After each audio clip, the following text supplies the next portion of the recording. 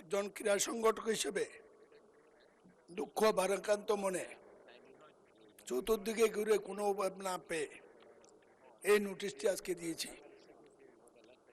আমি বিশ্বাস করি এটা অন্তত ক্রীড়ামন্ত্রীর দৃষ্টি আকর্ষণ করবে।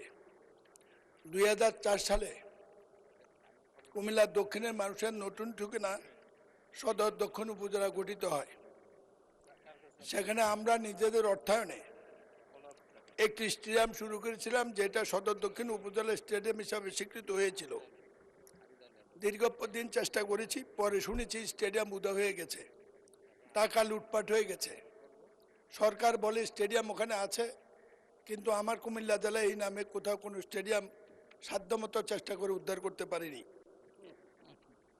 উত্থাপনীয় বিষয়, দক্ষিণ কুমিল্লা মিনি স্টেডিয়ামের জমি রেকর্ড করেন ইচ্ছাকৃত গাফিলতি, দক্ষিণ কুমিল্লা স্টেডিয়ামের অনুকূলে জাতীয় করে বরাদ্দকৃত ক্রীড়া সামগ্রী আত্মসাৎ, দক্ষিণ কুমিল্লা মিনি স্টেডিয়াম বরাদ্দ করা অর্থ বরাদ্দ সব কিছু লুট।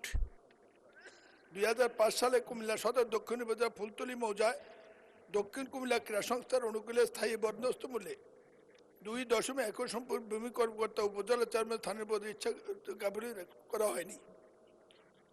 কুমিল্লা ক্রীড়া সংস্থার বন্দোবস্তের জমিকৃত অনুকূলে প্রস্তাবিত দক্ষিণ স্টেডিয়ামের নামে যে সম্পত্তি আমরা নিজে নগদ টাকা দিয়ে ক্রয় করেছিলাম, তার সাথে এলএকেএসের মাধ্যমে কিছু সম্পত্তি নেওয়ার দরকার ছিল, সেই ফাইলটি উধাও হয়ে গেছে।